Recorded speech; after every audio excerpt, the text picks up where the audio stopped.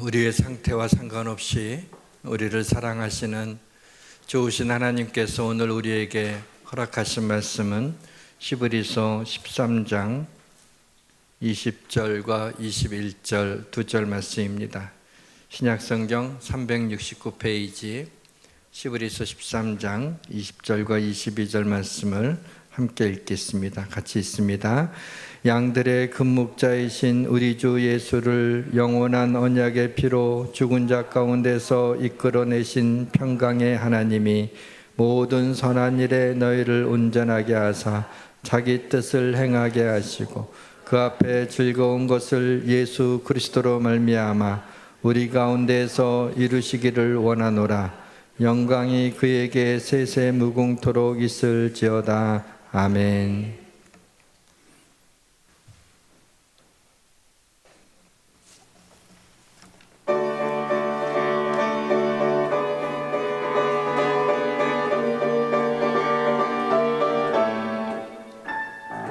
이 세상의 모든 죄를 밝히시는 주의 보혈, 성자 예수 그 귀한 이 찬송하고 찬송하세. 주님 앞을 멀리 떠나 길을 잃고 헤맬 때에 나의 길을 따라오사 친히 구원하셨도다.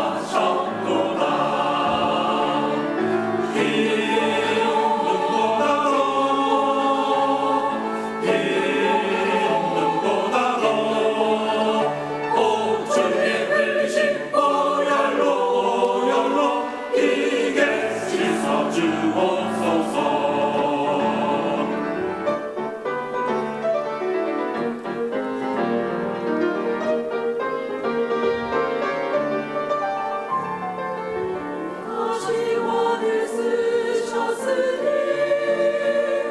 피로 얼굴 물드셨고 십자가의 모진 고통 나를 위해 당하셨네. 말로 영영할 수 없으니 구세주의 구속자신 주의 은혜와 크신 사랑 사랑 찬송하고 찬송해. 찬송하고 찬송해.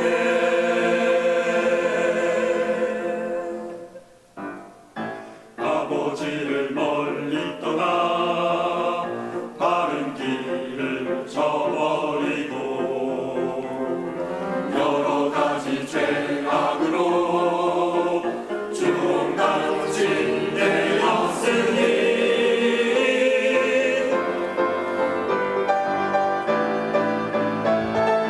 아버지를 멀리 떠나 바른 길을 저버리고 여러 가지 죄악으로 주홍같이 되었으니 물 같은 것 가지고는 씻을 수가 아주 없네. 주여 귀한 몸의 피로 날 정결케 하옵소서. 빛눈보다 더 빛눈보다 더 빛눈보다 더 빛눈보다 더 오 주의 흘리신 보혈로 이게 씻어 주옵소서.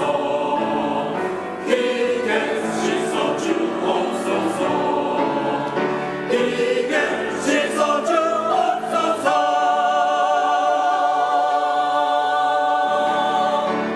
아멘. 고맙습니다.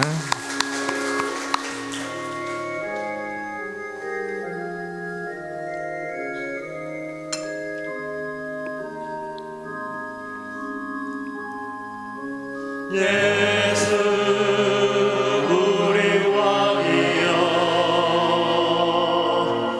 이곳에 오셔서 우리가 함께 드리는 영광을 받아 주소서. 우리는 주님의 백성, 주님은 우리 왕이라.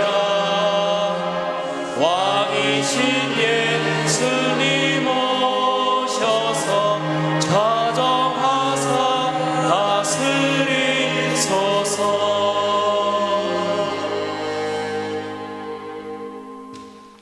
다음 주 금요일부터 15일 주일까지 우리 교회가 한 7년 만에 부흥회를 열게 되었습니다.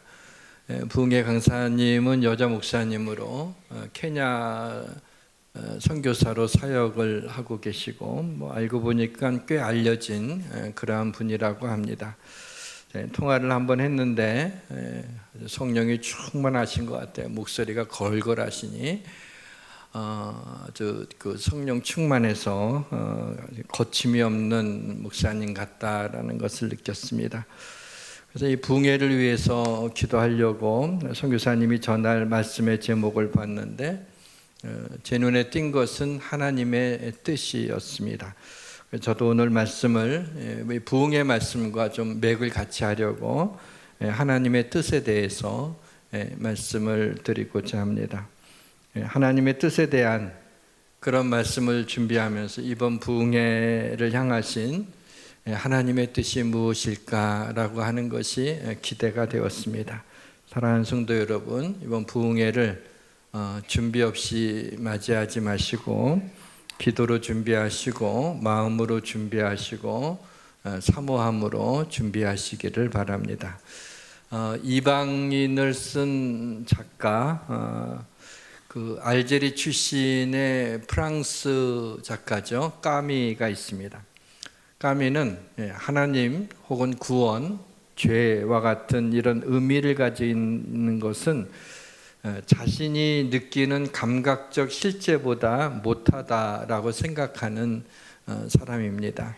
그가 소설의 주인공 입을 빌려서 말한 것을 보면은 인생은 부조리한 것이다. 멍청이가 제멋대로 붙여놓은 의미 외에는 다른 의미가 없는 회적문마에 불과하다. 그 글을 읽으면서 인생은 의미 없는 회적목마에 불과하다라는 그 말에 동의할 수가 없었습니다. 인생은 의미 없는 회적목마가 절대 아닙니다.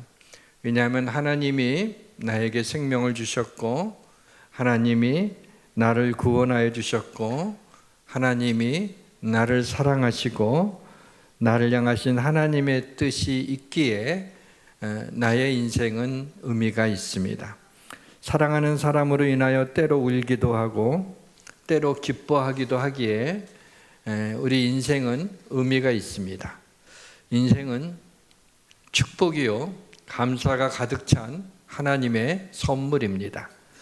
사람은 하나님의 영광을 위하여 지음을 받은 존재입니다.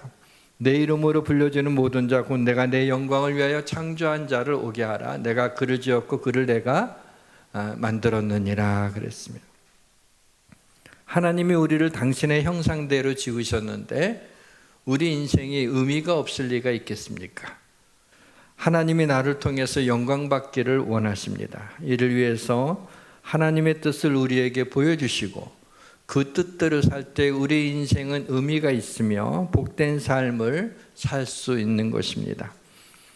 오늘날 우주의 다른 별에 우주선을 보내고 생명체의 복제까지 추구하는 소위 과학의 시대에 점집에서 점을 치는 나이 든 사람들이나 길거리에서 타로점을 보는 젊은 사람들이 많은 것을 보게 되면은 급격한 시대 변화에 미래가 더욱 불확실하기 때문일 것입니다.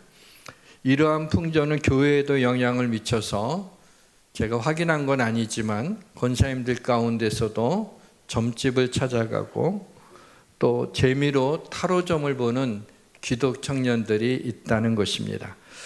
이것은 단순히 미래에 대한 불확실성 때문만은 아닌 것 같고 한국의 기층 문화에 샤머니즘이 깔려 있고 그것이 작동하기 때문인 것 같습니다.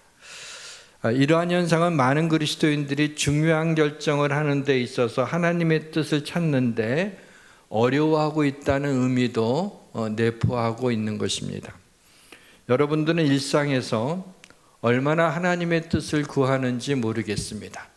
사실 하나님의 백성, 하나님의 자녀라면 나를 향하신 하나님의 뜻이 무엇인가에 대해서 관심을 갖고 구해야 되는데 많은 그리스도인들이 그냥 그러한 생각 별로 없이 하루하루 주어진 일상의 삶을 버겁게 지내보내고 있는 것 같습니다.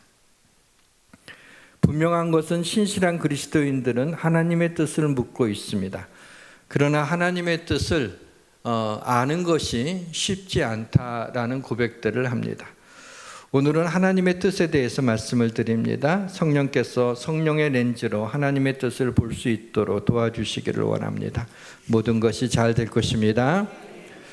하나님의 뜻에서 뜻은 히브리어로 헤페스입니다. 그 뜻이 기뻐하다, 좋아하다입니다. 원어로서의 하나님의 뜻은 하나님이 기뻐하시는 것, 하나님이 좋아하시는 것이 하나님의 뜻이라는 겁니다. 우리는 하나님의 뜻하게 되면 뭔가 안개 속에 감추어져 있는 듯한 어둠 속에 한 줄기의 빛처럼 그렇게 하나님의 뜻은 비밀스럽고 감추어진 것처럼 느껴지지만은 그렇지 않습니다. 하나님이 기뻐하시는 건 하나님의 뜻입니다. 하나님이 좋아하시는 것이 하나님의 뜻입니다. 하나님의 뜻에 대해서 말씀을 드리기 전에 우리가 먼저 생각해야 될 중요한 하나님의 뜻이 하나 있습니다. 그것은 바로 우리를 향한 하나님의 계획, 하나님의 뜻입니다. 베드로가 성령이 충만해서 오순절에 십자가의 죽음과 부활을 외치면서 하나님의 구원 계획을 선포하고 있습니다. 그가 하나님께서 정하신 뜻과 미리 아신 바대로 내준 바 되었거늘 너희가 법 없는 자들의 손을 빌어 못 박아 죽였으나 하나님께서 그를 사망의 고통에서 풀어 살리셨으니 이는 그가 사망에 매여 있을 수 없었습니다. 우리의 구원을 위한 예수 그리스도의 십자가의 죽음과 부활은 하나님이 정하신 뜻이었고 하나님이 미리 아신 바가 된 겁니다.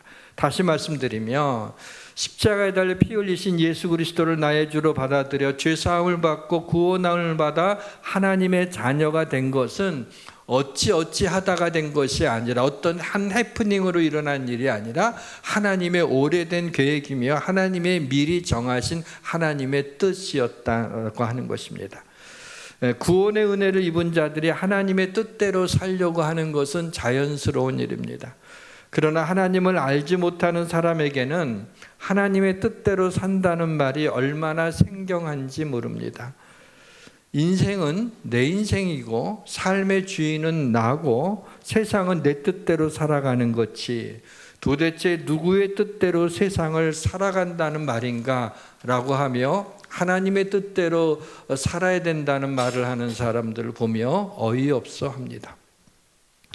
어느 집사님의 고백입니다. 저는 하루의 삶을 시작하면서 내 뜻대로 살지 않고 아버지의 뜻이 이루어지기를 위해서 기도하는데 그래서 그런가? 왜 이렇게 삶이 힘들어요?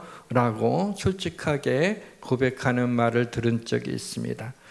우리는 예수님이 나의 주인이심을 고백하는 자들이기 때문에 내 뜻보다는 하나님의 뜻대로 살아야 한다는 이론적 전제를 가지고 있어서 중요한 일을 결정하려고 할 때마다 하나님의 뜻이 무엇인지를 우리는 구합니다. 근데 현실은 사실상 자기가 원하는 방향으로 거의 결정을 하고 하나님의 뜻은 형식적인 절차로 거치는 것입니다. 그리스도인들이 하나님의 뜻을 구하는 것은 어렵지 않습니다. 그러나 하나님의 뜻대로 살려고 하는 것은 쉽지 않습니다. 제가 아는 어느 목사님이 비교적 큰 교회의 청빙을 받아서 담임 목사 취임식을 갖게 됐습니다. 취임식에서 이제 인사하는 그런 시간이 있어서 이렇게 나와서 얘기를 했대죠. 이 교회에서 말씀이 삶이 되는 삶을 살겠습니다. 아주 멋있고 은혜로운 말을 하고 나서 얼마 안 가서 후회를 했다고 합니다. 왜냐하면 목사지만 말씀이 삶이 되게 살려고 하니까 얼마나 힘든지 모르겠다는 거예요. 그래도 청빙받아서 그렇게 첫 마디 일성이 말씀이 삶이 되도록 하겠다고 했으니까 말씀대로 살려고 애를 쓰는데 정말 버겁다, 그렇게 얘기를 합니다. 저는 그 목사님이 솔직하고 또 신실한 분이라고 생각을 했습니다. 하나님의 뜻대로 살겠다고 고백하는 것, 그리스도인들은 그렇게 어렵지 않습니다. 그러나 하나님의 뜻대로 살아가기 위해서는 믿음과 헌신과 순종이 필요합니다. 내 뜻과 하나님의 뜻은 항상 반대인가요? 내 뜻과 하나님의 뜻은 서로 땅 따먹게 하는 건가요? 그렇지 않습니다. 하나님은 그의 자녀들을 사랑할 뿐만 아니라 자녀들을 존중합니다. 그래서 우리를 향해서 보배롭고 귀한 존재라고 그렇게 얘기를 합니다. 우리의 삶의 대부분의 결정은 우리의 뜻대로 인생을 살아가도록 허락해 주십니다. 그리고 하나님은 오히려 나를 통해서 하나님의 뜻이 이루어지기를 원하십니다. 하나님의 뜻대로 살려고 하지만 하나님의 뜻이 무엇인지 모르겠다고 하는 분들이 있습니다. 그렇죠. 하나님께서 구약시대처럼 하나님이 직접 선지자에게 말씀하시거나 아니면 꿈이나 환상을 통해서 말씀해 주시게 되면 좀 더 명확하게 하나님의 뜻을 알 텐데 그러지를 않기 때문이죠. 또한 그럼에도 불구하고 우리는 하나님의 뜻을 알기를 원합니다. 왜냐하면 우리 삶에 결단해야 할 일들이 많이 있기 때문입니다. 특히 중요한 일이 있을 때 우리는 하나님의 뜻을 구하지 않습니까? 제가 한 교회에서 오래 목회를 이렇게 하다 보니까는 이 이야기를 들으신 분들도 있을 텐데 그냥 용서하시고 한 번 더 들어주시기를 바랍니다. 제가 신학대학에 이제 들어가게 될 때 사실은 들어갈 거냐 말 거냐라는 것은 별로 중요한 문제가 아니었어요. 왜냐하면 이미 결정됐어요. 피할 길이 없었어요. 그런데 20대 초반에 좀 억울하잖아요. 그래도 좀 인생을 좀 즐기고 난 다음에 두 손 들고 하나님 앞에 옵니다. 한 50 정도 돼서 그러면은 좀 덜 억울할 텐데 아무것도 모르는 20대 초반에 이렇게 신학대학을 가고 주의 종이 된다고 하는 사실이 너무 두려웠어요. 그리고 좀 억울했어요. 그래서 하나님 앞에 하나님, 그래도 제가 마음으로 믿죠. 하나님 믿고 무슨 아기 때부터 신앙생활을 했으니까는 하나님을 신뢰하죠, 사랑하죠. 그런데 다른 것도 아니고 내가 평생 주의 종이 되려고 하는데 하나님 좀 더 확실한 것을 좀 그 뜻을 좀 보여주셔야 되지 않겠습니까? 다른 것도 아니고. 그러니까 내 눈에 세 가지 중에 하나를 좀 해달라고 그랬어요. 하나는 내 눈에 보여달라고 그랬어요. 글자로 내가 너를 택하노라 이런다든가 아무튼 그렇게 너와 함께하노라 아무튼 그거 마음속으로 말고 이렇게 딱 글자로 구름으로 해주든지 아무튼 눈 감을 때 이렇게 하든지 그렇게 좀 하나님 보여주십시오. 아니면 들려주십시오. 귀로 이렇게 진짜 내 귀에 귀 고막을 울릴 정도의 그 정도의 데시벨로 하나님이 내가 너를 택하였노라 이렇게 아니면 제 이름이라도 불러주시든지 아무튼 직접 듣기를 원합니다. 그것도 아니면은 제 감각에 주님의 손을 붙잡든지 뭔가 이게 느껴지게 감각에 느껴지도록 그렇게 좀 해주십시오. 그러니까 시각과 청각과 내 감각이 그 중에 어느 하나라도 좀 하나님이 그렇게 해줘야 좀 내가 두렵지 않고 확실하게 하지 않게 그 정도는 내가 구해야 되는 거 아닙니까? 이제 그래서 어떻게 하면은 그걸 할 수 있을까 생각하고 그 당시에 생각한 거는 기도원을 많이 갔었어요. 그 당시에는요. 그래서 기도원은 오산리 기도원, 근데 제가 장신동에 살았는데 꽤 멀었던 데죠. 그런데 그래도 거기 가야 될 것 같아요. 왜냐하면 오산내 기도회는 기도굴이 있었거든요. 그래도 이 정도 작정하고 하려면은 좀 이렇게 그런 데 들어가야 될 것 같아 갖고 근데 기도굴에 이제 낮에 시간은 기억이 안 나지만 어떤 해가 떠 있을 때였어요. 기도굴에 들어가서 이제 기도하기 시작합니다. 다른 게 아니라 그거예요. 그렇게 좀 이렇게 하나님 직접 날 좀 만나달라고 하는 그 기도입니다. 이제 막 열심히 근데 좀 간절하잖아요. 그리고 그렇게 그런 것을 좀 받기 위해서는 좀 열심히 기도해야 될 것 같은 생각이 들었어요. 열심히 기도했습니다. 시간이 얼마나 지났는지 모르는데 아마 밖이 깜깜해진 것 같아요. 꽤 시간이 지났는데 이제 눈을 뜨고 있어도 깜깜하고 눈을 감고 있어도 깜깜해요. 그 기도글에 조그만 거기에 깜깜해서 그래서 거기에 뭔가 좀 글자가 이렇게 쓰여질까 하고 제가 다 기다리고 있었어요. 그런데 아무것도 그냥 깜깜하기만 했어요. 그 다음에는 뭔가 좀 주의 음성을 듣고 싶어 갖고 그냥 조용히 기다렸지만 아무 음성도 들리질 않았어요. 그런데 그때 제 등이 좀 따뜻해지는 거예요. 그러니까 내가 기도를 너무 그때 겨울이었어요. 한겨울이었는데 기도를 너무 열심히 막 하다 보니까 땀이 나고 그래갖고 이렇게 좀 따뜻해지나 보다. 기도하면서 별 생각을 다 하면서 기도하는 거예요. 그래서 그리스증이 좀 근데 조금 이상한 건 왜 거기만 좀 따뜻하지? 그냥 그렇게 생각을 했어요.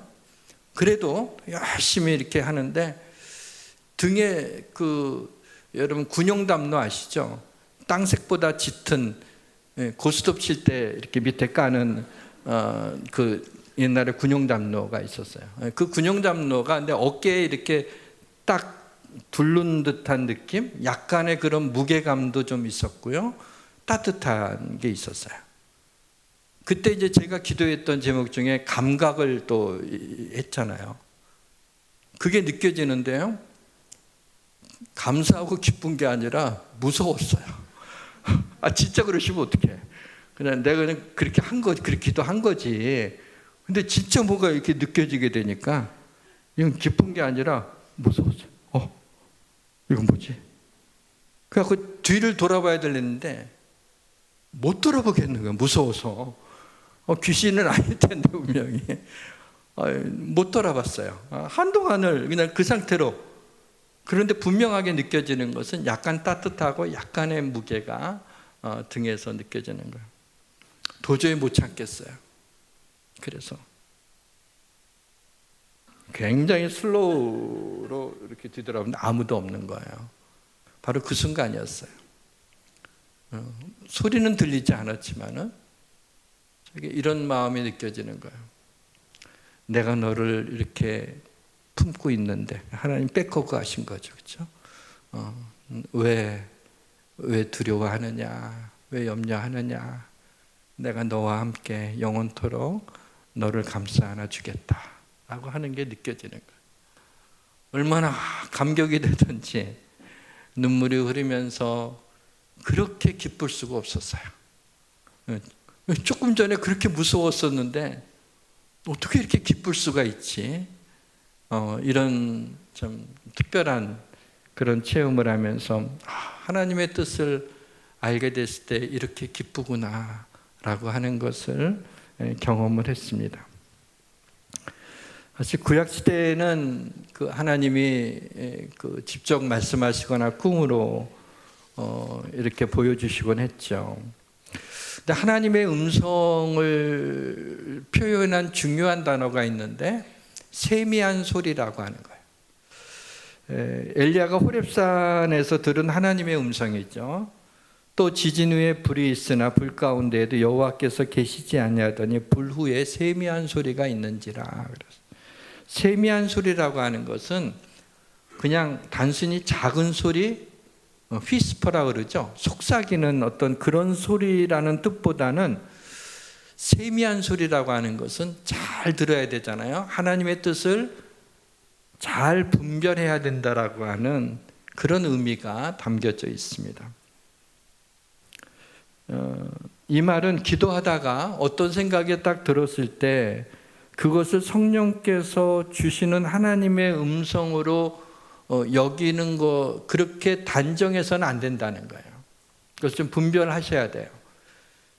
많은 경우에 그리스도인들이 기도하다가 드는 생각은 그냥 다 하나님의 뜻인 줄 알아요. 근데 기도하다가도 내 생각이 들 수가 있는 거예요. 심지어는 마귀가 다른 소리를 넣어줄 수도 있는 거예요. 그렇기 때문에 그 세미한 소리, 하나님의 음성일 수도 있죠. 하나님 음성일 수도 있고 자기 생각일 수도 있다는 거죠.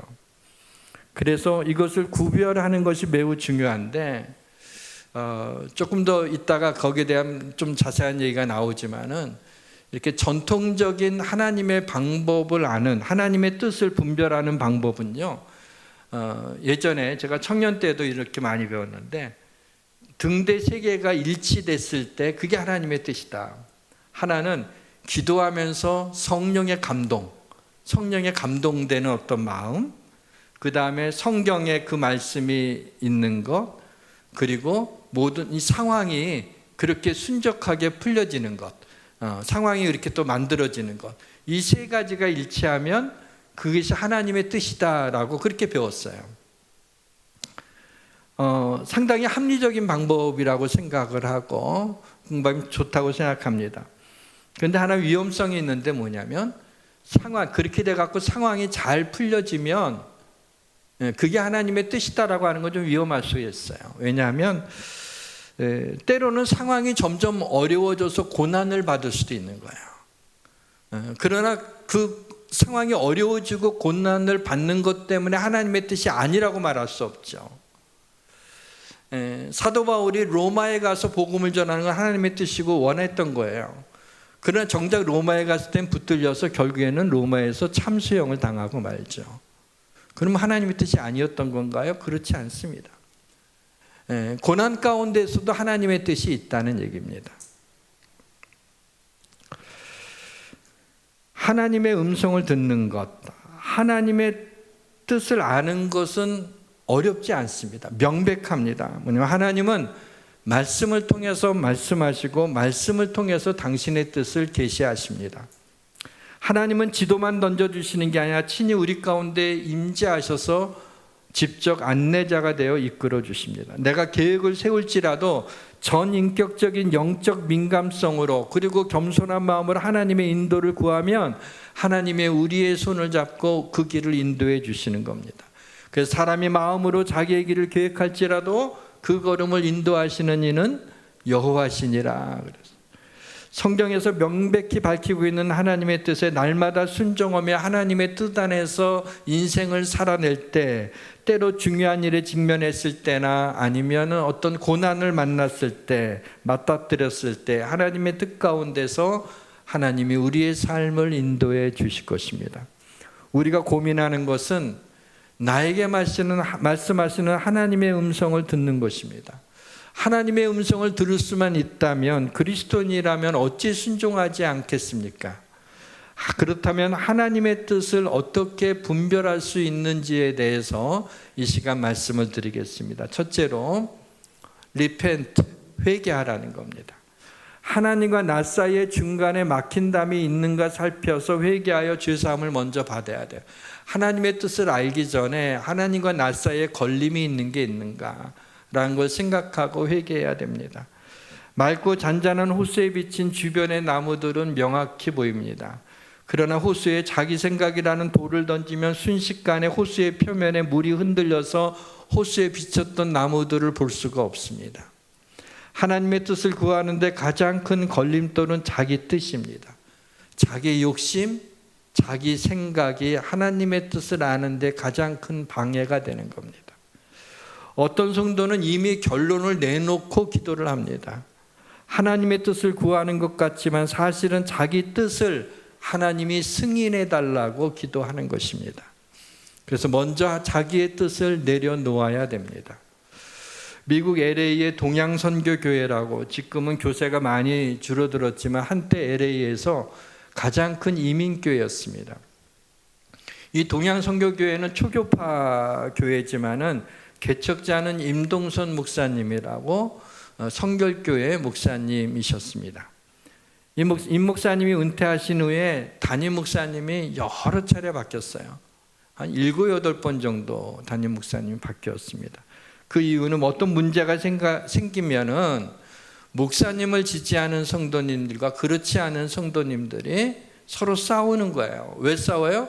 이게 하나님의 뜻이다라고 하면서 서로 싸우는 것입니다.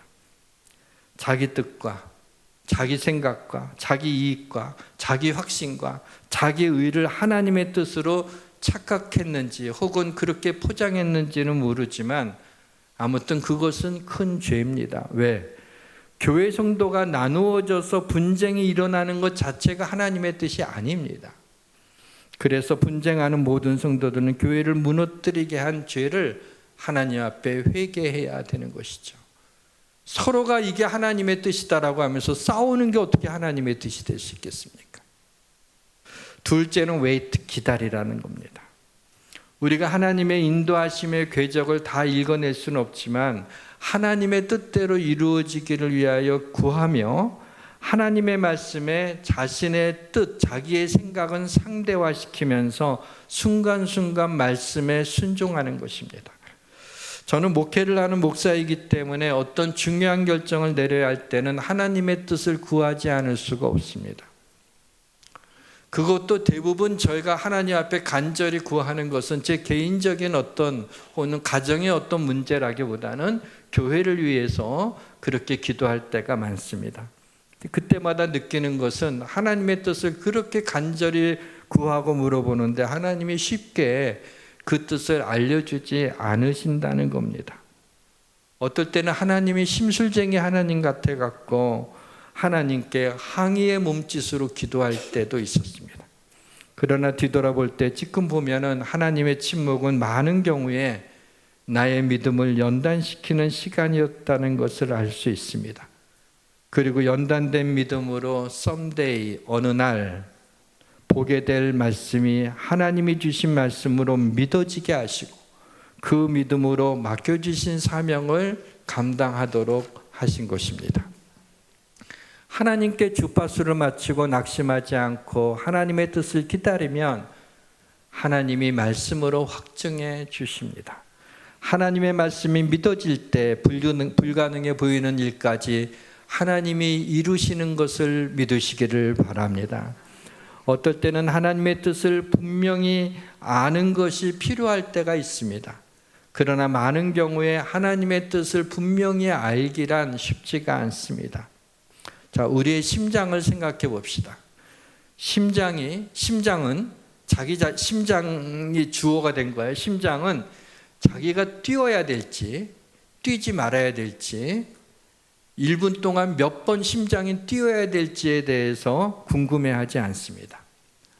마찬가지로 하나님이 침묵하시면 그 침묵도 응답으로 알고 내가 액션을 취하는 게 아니라 하나님의 뜻대로 이루어지기를 구하며 하나님이 나의 마음과 생각을 인도하시도록 내 자신을 내어드리고 순간순간 하나님의 말씀에 순종하는 것입니다. 지금 하나님의 분명한 뜻이 있는 걸 알면서도 그 하나님의 뜻에 순종하지 않으면서도 앞으로 일어날 하나님의 뜻을 구하는 것은 뭡니까? 지금 순종하지 않으면 앞으로 하나님의 뜻을 알아도 순종하지 않습니다. 대부분 지금 우리가 어떻게 하느냐가 우리의 앞날도 그대로 이루어지게 되는 경우가 많이 있기 때문입니다. 본문 21절에 보시면 모든 선한 일에 너희를 온전하게 하사 자기 뜻을 행하게 하시고 그 앞에 즐거운 것을 예수 그리스도로 말하여 우리 가운데 이루시기를 원하노라. 전부 다 보게 되면 수동태로 되어 있습니다. 다시 말하면 이 일들을 어떻게 해요? 모든 선한 일에 이 하나님의 뜻을 누가 이루는 거예요? 하나님이 이루시는 거예요. 우리가 하나님 앞에 순종하며 우리 자신을 내어 맡기며 하나님의 뜻 가운데 살려고 할 때 하나님이 온전하게 하시고 자기 뜻, 하나님의 뜻을 행하게 하시고 그 뜻을 이루어 주시는 것입니다. 사랑하는 성도 여러분, 하나님의 뜻을 구할 때 하나님의 영광을 위하여 우리를 통해 그 일을 하나님이 이루실 것을 믿으시기를 주님의 이름으로 축원합니다. 셋째, discern, 분별하랍니다. 이 챕터가 가장 중요하죠. 하나님의 뜻이 무엇인지 분별하는 것입니다.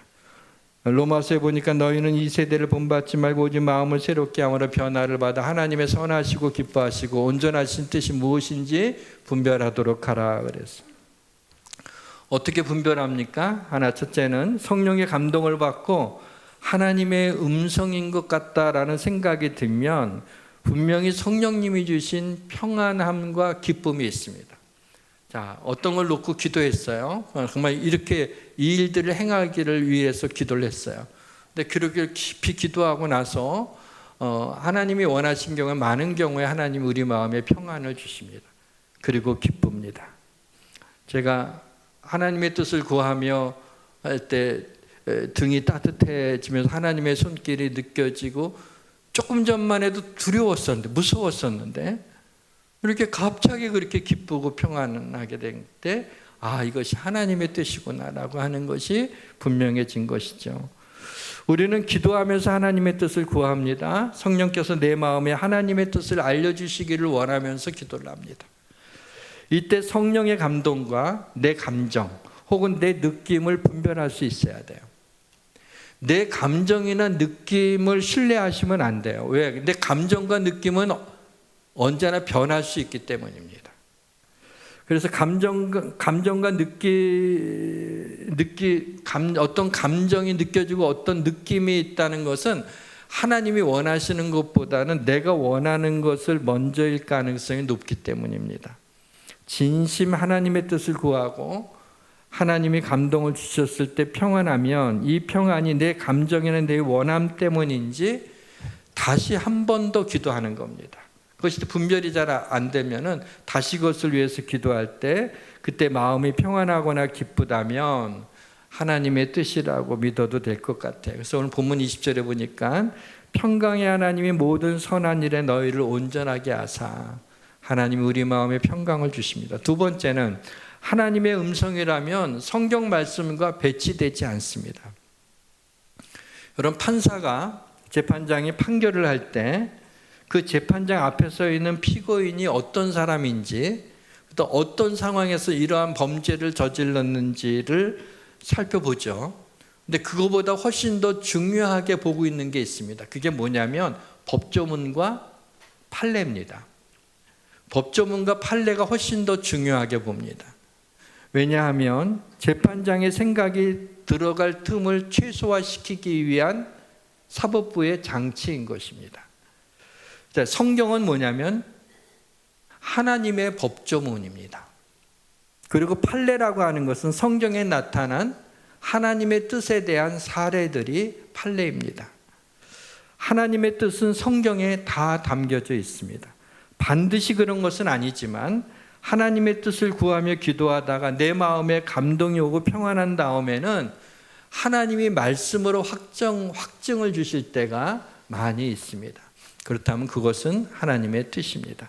세 번째, 또 하나 분별하는 원리를 말씀드린다면 내가 하나님의 뜻을 구하다가 내적인 감동을 받았을 때 이것이 마귀의 유혹인지 내 생각인지 아니면 정말 성령의 감동인지를 잘 모르겠다면 자기 교회 목사님이나 전도사님한테 물어보는 것도 좋은 방법입니다. 왜냐하면 객관적으로 그런 신학의 훈련을 받고 그렇게 하셨기 때문에 그냥 성도들에게 그냥 물어보지는 건 추천하지 않습니다. 교육자에게 여러분들이 그 마음을 그 기도를 했던 것, 마음의 상태를 얘기하는 것이 좋습니다. 많은 경우에 기도하다가 생겨지는 어떠한 생각들을 너무 쉽게 하나님의 뜻이라고 하나님이 내게 감동하신 거라고 생각하는데 사실은 기도를 하다가 마귀가 유혹을 다른 생각을 넣어줄 수도 있고요. 내 생각에 그것을 압도할 수가 있어요. 그래서 그럴 때는 더 깊이 기도하고 그 다음에 도저히 모르겠다 할 경우에는 그렇게 교육자들한테 여러분 물어보는 것도 좋습니다. 네 번째, 가장 분명한 하나님의 음성이 있어요. 교회와 성도들에게 유익되는 겁니다. 이게 하나님의 뜻인데 그걸로 인해서 교회에 분란이 일어나. 그건 하나님의 뜻이 아니에요. 교회는 그리스도의 몸인데 교회와 성도들에게 유익되는 어떤 결과를 가져온다면 그게 하나님의 뜻인 걸 알 수 있습니다. 그 다음에 분별하라 다음에 obey, 순종하라는 겁니다. 하나님의 뜻이라는 확신이 들면 순종해야 돼요. 순종할 준비가 되어 있지 않으면 하나님의 뜻을 알아도 의미가 없습니다. 많은 경우에 사람들이 하나님의 뜻을 알기는 원하는데 하나님의 뜻을 알면 순종하지 않습니다. 그럼 무슨 의미가 있는 거죠? 사무엘상 3장에 보게 되면 여호와 하나님 어린 사무엘을 불러요. 사무엘은 엘리 제사장이 부른 줄 알고 엘리 제사장 앞에 갑니다. 부르셨습니까? 너 안 불렀는데 다시 가서 누우라. 다시 누웠어요. 근데 하나님이 또 사무엘을 불러요. 사무엘아 사무엘을 부른 거예요. 다시 엘리 제사장한테 갔어요. 나 너 안 불렀다니까 가서 다시 누우라고. 근데 세 번째 또 하나님이 사무엘을 부르니까 사무엘은 또 역시 엘리 제사장한테도 간 거예요. 부르셨어요. 그때. 그러니까 엘리 제사장이 이거는 하나님이 사무엘을 부르시는구나 라는 것을 알게 됐어요. 그래서 사무엘한테 너 다시 가서 누웠다가 여호와 하나님이 너를 부르시면 이렇게 말해라.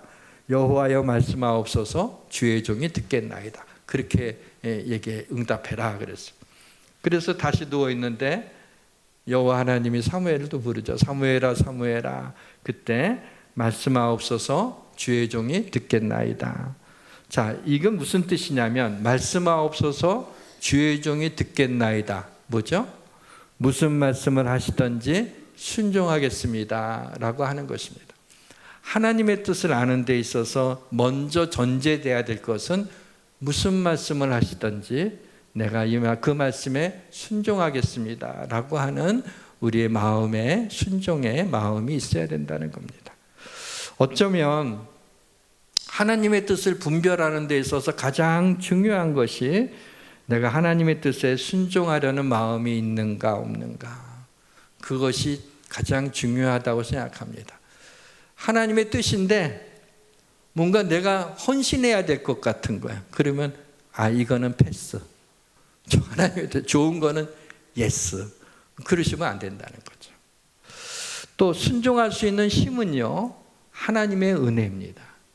은혜 가운데서 하나님의 말씀에 순종할 수 있는 힘이 나오는 거예요. 다시 한번 이렇게 하나님을 분별하기 위해서 이렇게 정리를 해봤어요. 처음에 하나님의 뜻을 분별하는 거는 회개함으로 하나님께 걸림이 없어야 되죠. 그 다음에는 하나님이 침묵하실 때 기다릴 수 있어야 돼요.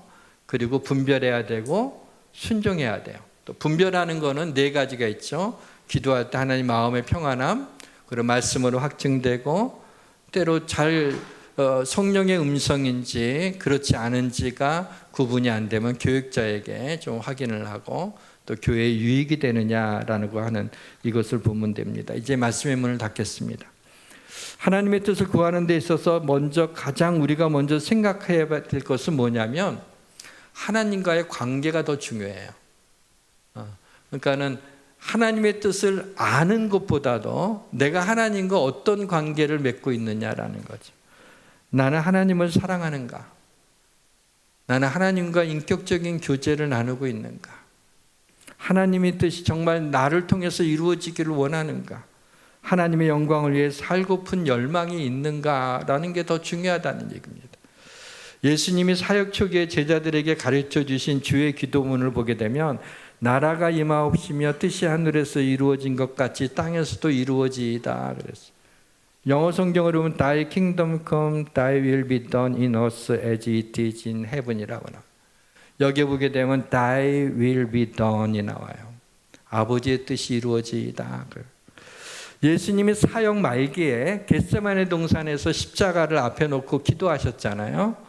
그때 이런 기도를 하셨죠. 내 아버지여, 만일 내가 마시지 않고는 이 잔이 내게서 지나갈 수 없거든 아버지의 원대로 되기를 원하나이다. 이것도 영어 성경에 보게 되면 Oh my Father, it this cup may not pass away from me except I drink it. Thy will be done. 여기도 Thy will be done이 나옵니다. 예수님의 사역을 관통한 것은 Thy will be done, 뭐냐면 아버지의 뜻이 이루어지다라고 하는 것이 예수님의 생애를 관통하는 하나의 굉장히 중요한 주제입니다. 저는 이 말씀을 보면서 제 목회에 Thy will be done, 아버지의 뜻이 이루어지기를 위하여 기도했습니다. 예수양교회를 통해서 Thy will be done, 아버지의 뜻이 이루어지기를 원합니다. 우리 성도들의 삶을 통해서 Thy will be done, 아버지의 뜻이 이루어지기를 원합니다. 우리는 아버지의 뜻이, 하나님의 뜻이 우리의 삶 속에 이루어지기를 원합니다. 찬양합시다. 주님의 뜻을 이루소서.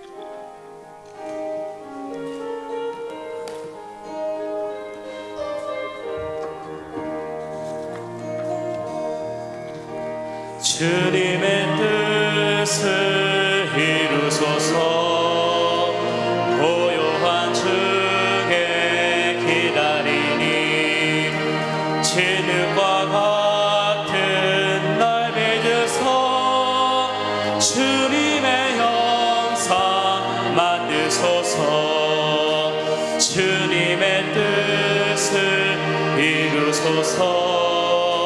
주님 앞에 엎드리니 나의 맘속을 살피시서 눈보다 희게 하옵소서.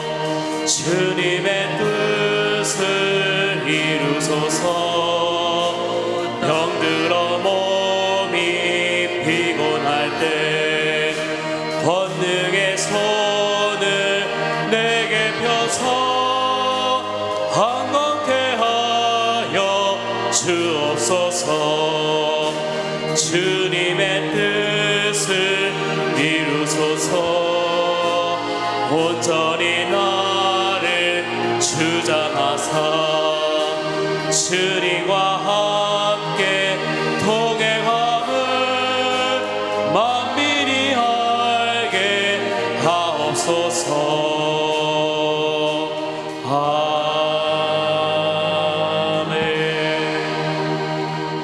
내 생각과 내 뜻으로 인생을 살아왔지만 너무나 피곤하고 지쳤습니다.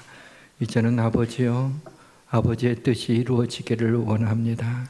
하나님, 우리의 삶을 통해서 하나님의 뜻이 이루어져 하나님께 영광 돌리는 삶, 하나님의 축복과 은혜가 넘치는 복된 삶을 살게 하여 주옵소서.